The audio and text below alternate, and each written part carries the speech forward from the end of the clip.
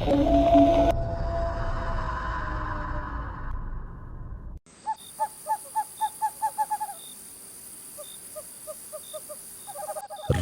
काफी हो चुकी थी।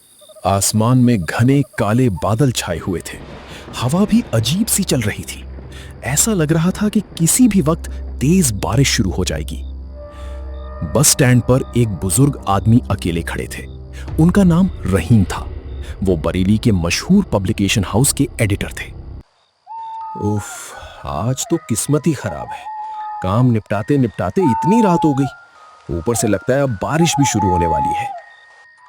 ऑफिस में आज काम इतना ज्यादा था कि रहीम को वक्त का बिल्कुल पता ही नहीं चला। जब घड़ी देखी तो रात के 9:30 बज चुके थे। ऑफिस से बस स्टैंड तक आते आते भी आधा घंटा निकल गया। तभी अचानक एक बस का हॉर्न बजा। रहीम ने सर उठाकर देखा। उनके सामने वही बस खड़ी थी जिसको वो पसंद नहीं करते थे।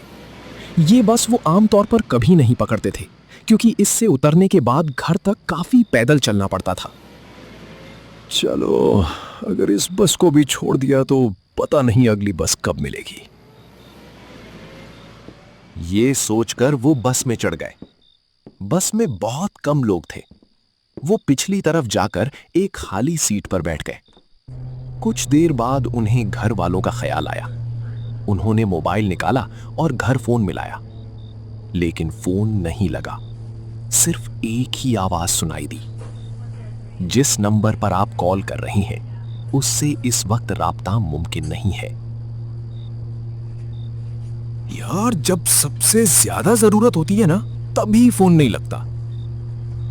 लगता है आप पहली बार इस बस में सफर कर रहे हैं। रहीम ने मुड़कर देखा। उनके पास 22-23 साल का एक सादा सा लड़का बैठा था। उसके चेहरे पर हल्की सी मुस्कुराहट थी। हाँ बेटा, आज मजबूरी में इस बस में बैठना पड़ा। मेरा नाम अयान है। अच्छा, और क्या करते हो? मैं कहानियां लिखता हूं। अच्छा, कहीं छपी भी हैं तुम्हारी कहानियां? नहीं, बहुत जगह गया, लेकिन अभी तक किसी ने मौका नहीं दिया। रहीम ने आयान की तरफ गौर से देखा। उन्हें महसूस हुआ कि ये लड़का अपने काम से सच में बहुत मोहब्बत करता है। बेटा, घर में और कौन कौन है? अम्मी का इंतकाल तो बहुत पहले हो गया था। अब्बू पहले मेरे साथ रहते थे, लेकिन मेरी कमाई इतनी नहीं थी कि उनका खर्चा उठा सकूं। इसलिए मैंने ही उन्हें मजबूरन बड़े भाई के पास देहरादून भेज दिया। वो सरकारी नौकरी करते हैं। अब्बू मेरे साथ ही रहना चाहते थे, लेकिन मैं नहीं चाहता था कि मेरी वजह से उन्हें तकलीफ हो। एक नए लिखने वाले के साथ रहते रहते शायद उन्हें कई दिन भूखा सोना पड़ता। ये कहते कहते आयान की आंखों में आंसू आ गए। उसने फौरन अपनी आंखें पोंछ ली, लेकिन रहीम से ये बात छुपी ना रह सकी। रहीम का दिल भी उदास हो गया। उन्हें लग रहा था कि आयान सिर्फ कहानियां ही नहीं लिखता। आयान, तुम किसी दिन अपनी लिखी हुई कहानियां लेकर मेरे ऑफिस आ जाना। ये सुनते ही अयान के चेहरे पर हल्की सी मुस्कुराहट आ गई, लेकिन उस मुस्कुराहट के पीछे जैसे कोई दर्द छुपा हुआ था। सच कह रहे हैं ना आप? इस बार मेरे लिए जगह होगी? इस बार मतलब? रहीम अभी आयान की बात समझने ही वाले थे, तभी बस कंडक्टर की जोर से आवाज आई। बाबा जी, आपका स्टॉप आ गया, जल्दी उतर जाइए। रहीम ने खिड़की से बाहर देखा। वाकई उनका स्टॉप आ चुका था, लेकिन बाहर बहुत तेज बारिश हो रही थी। रहीम बस से नीचे उतर गए। आयान भी उनके साथ उतर गया। रहीम साहब, मेरा घर यहीं पास में है। इतनी तेज बारिश में आप पूरे भीग जाएंगे। अगर आप चाहें तो बारिश रुकने तक मेरे घर चलकर बैठ जाइए। फिर जब बारिश हल्की हो जाए, आप आराम से अपने घर चले जाना। रहीम ने आसमान की तरफ देखा। बारिश रुकने का फिलहाल कोई इम्कान नजर नहीं आ रहा था। उन्होंने कुछ लम्हे सोचा, फिर आयान की तरफ देखकर हल्का सा मुस्कुराए। ठीक है बेटा। तेज बारिश हो रही थी।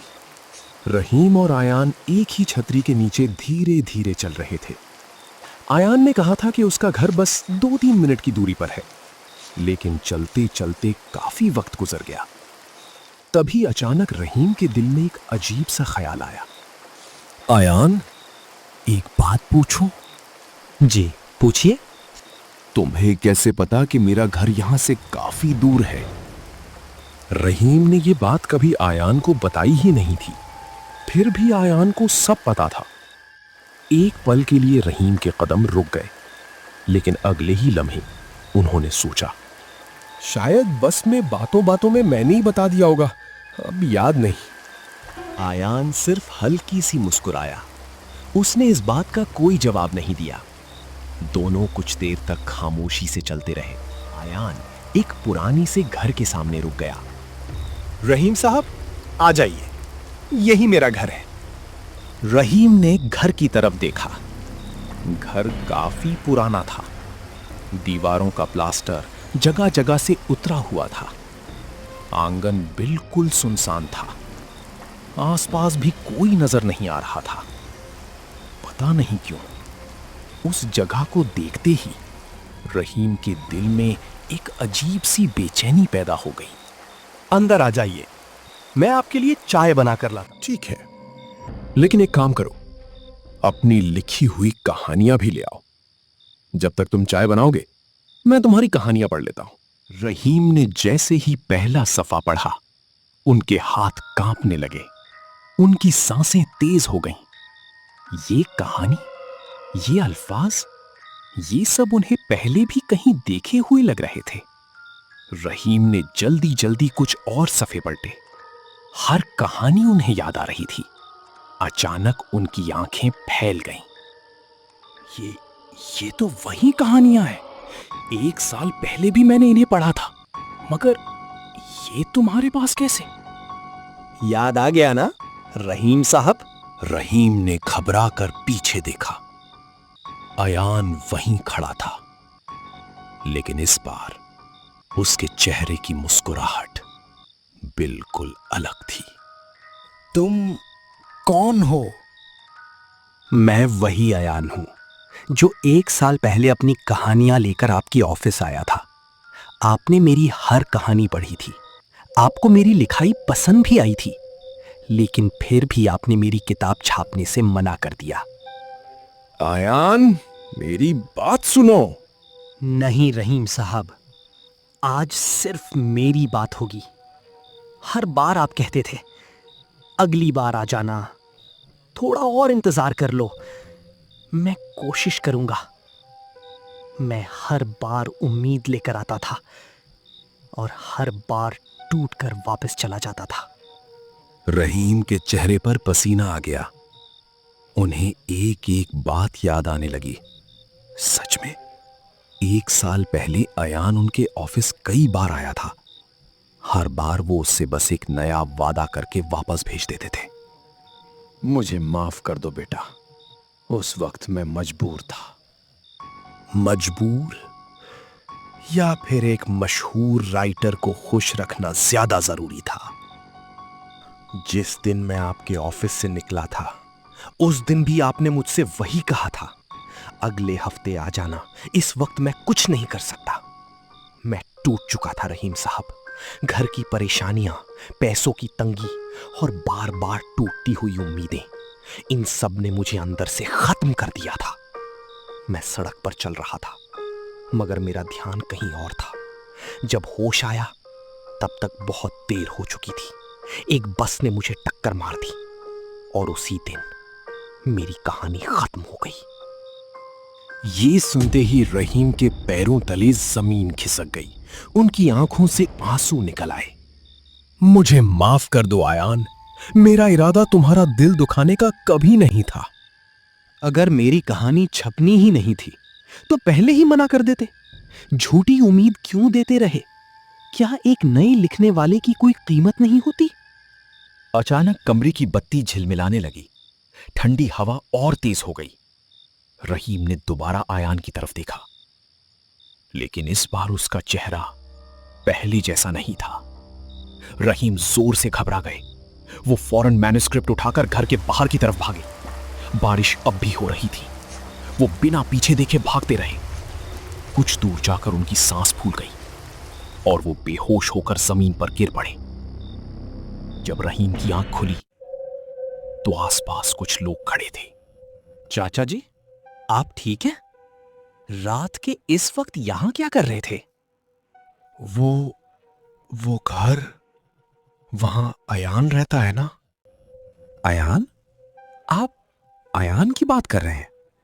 अरे चाचा जी, अयान को मरे हुए 1 साल हो गया। बस एक्सीडेंट में उसकी जान चली गई थी। उसके बाद उसके अब्बू भी यहां से चले गए। लोग कहते हैं कि रात को उस घर में आज भी रोशनी नजर आती है, इसलिए अंधेरा होने के बाद कोई उस तरफ नहीं जाता। ये बात सुनकर रहीम के जिस्म में सर्दी की एक लहर दौड़ गई और सीधा अपने घर चले गए। घर वालों को बस इतना कहा, तेज बारिश की वजह से मैं एक दोस्त के घर रुक गया था। कुछ महीने बाद रहीम ने आयान की तमाम कहानियां एक किताब की शक्ल में पब्लिश करवा दी।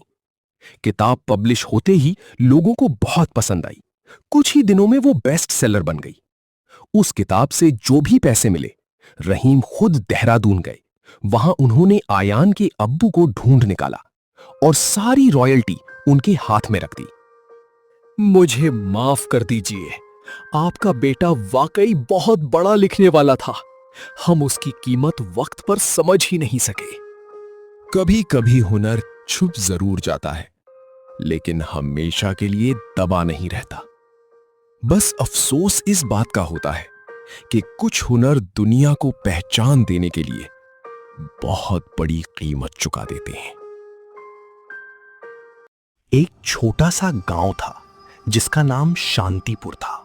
लोग कहते थे कि इस गांव पर हमेशा एक अजीब सी खामोशी छाई रहती थी। दिन के वक्त भी यहाँ का माहौल इतना सुनसान होता था कि पेड़ों से गिरते पत्तों की हल्की सी आवाज भी साफ सुनाई देती थी।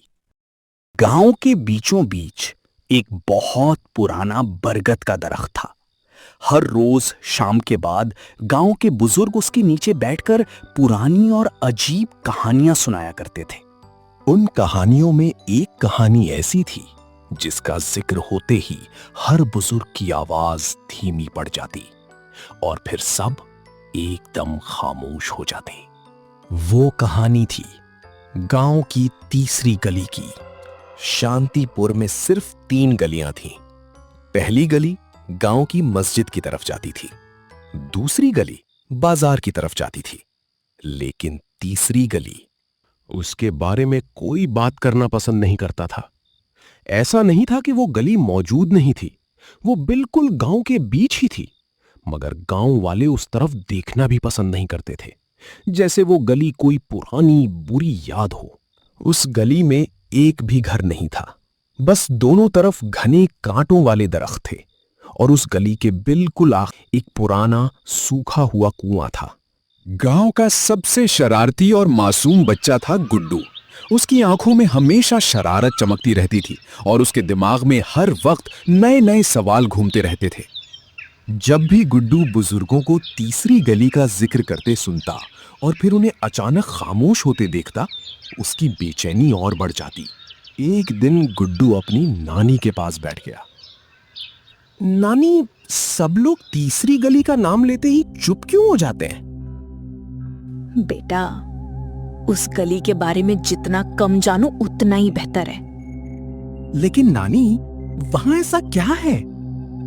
नानी ने इधर उधर देखा, जैसे कोई उनकी बात सुन रहा हो। फिर वो गुड्डू के थोड़ा और करीब आई। लोग कहते हैं उस गली में वक्त रुक जाता है। गुड्डू की आंखें हैरत से बड़ी हो गईं। उसके चेहरे पर डर नहीं था, बल्कि और ज्यादा तजस्सुस था। वक्त रुक जाता है? ये कैसे हो सकता है? हर बात का जवाब जान लेना जरूरी नहीं होता बेटा।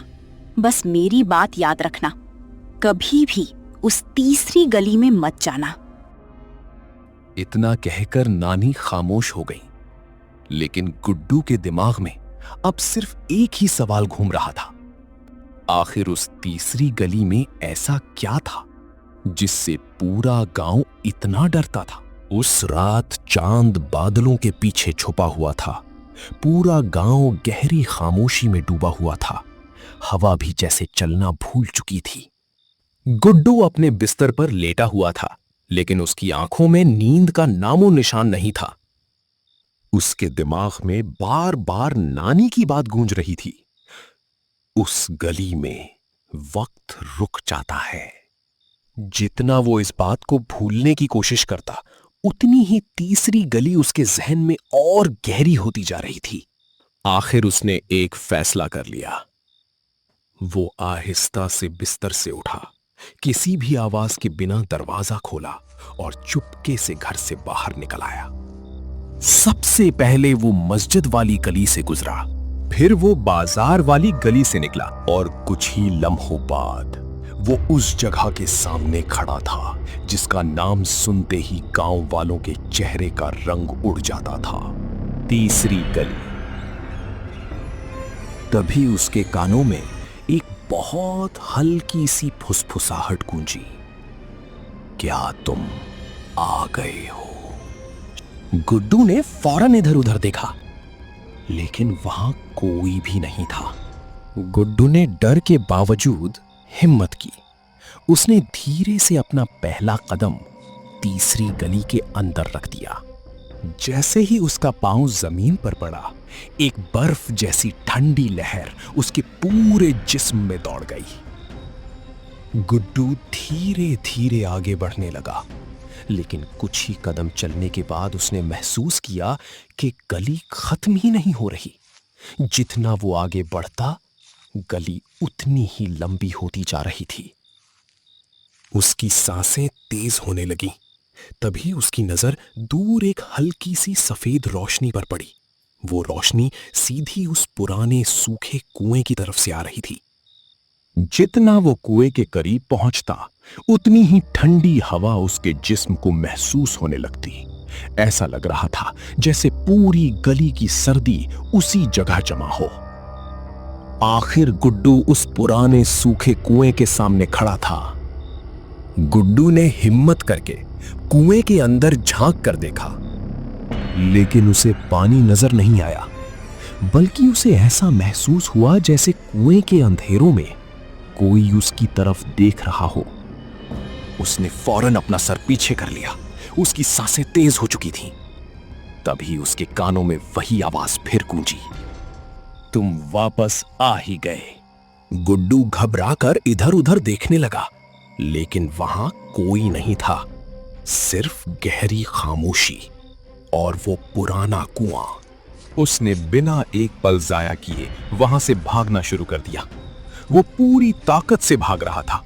उसे लग रहा था बस कुछ ही कदम बाद वो गली से बाहर निकल जाएगा। इन अजीब बात ये थी, गली खत्म ही नहीं हो रही थी। जितना वो भागता, उतनी ही गली लंबी होती जा रही थी। गुड्डू की सांसें फूल गईं। उसके कदम धीमे पड़ने लगे। उसके चेहरे पर पसीना था, लेकिन हवा अब भी बर्फ की तरह ठंडी थी। उसने पूरी ताकत से एक बार फिर भागना शुरू किया, और फिर अचानक उसके सामने गांव की पहली गली नजर आई। गुड्डू एक पल भी रुके बिना सीधा अपने घर की तरफ दौड़ा। वो दरवाजे तक पहुंच गया और जोर जोर से दरवाजा खटखटाने लगा। कुछ ही लम्हों बाद दरवाजा धीरे से खुला। सामने उसकी नानी खड़ी थी। गुड्डू, बेटा, इतनी रात को कहां से आ रहे हो? नानी, मैं तीसरी गली में गया था। बेटा, तुम तो अभी कुछ देर पहले सोए हो। गुड्डू एकदम हैरान रह गया। उसने फौरन दीवार पर लगी घड़ी की तरफ देखा। घड़ी में अब भी रात के 12 बजे थे। गुड्डू घड़ी को देखकर कुछ देर तक वहीं खड़ा रह गया। उसके दिमाग में सिर्फ एक ही सवाल घूम रहा था, अगर वो इतनी देर तक तीसरी गली में था, तो फिर घड़ी में अब भी रात के 12 बजे ही क्यों थे? बेटा, अब जाओ और आराम से सो जाओ, रात बहुत हो चुकी है। गुड्डू ने कुछ नहीं कहा। वो चुपचाप अपने कमरे में गया और बिस्तर पर लेट गया, लेकिन उसकी आंखों में नींद बिल्कुल नहीं थी।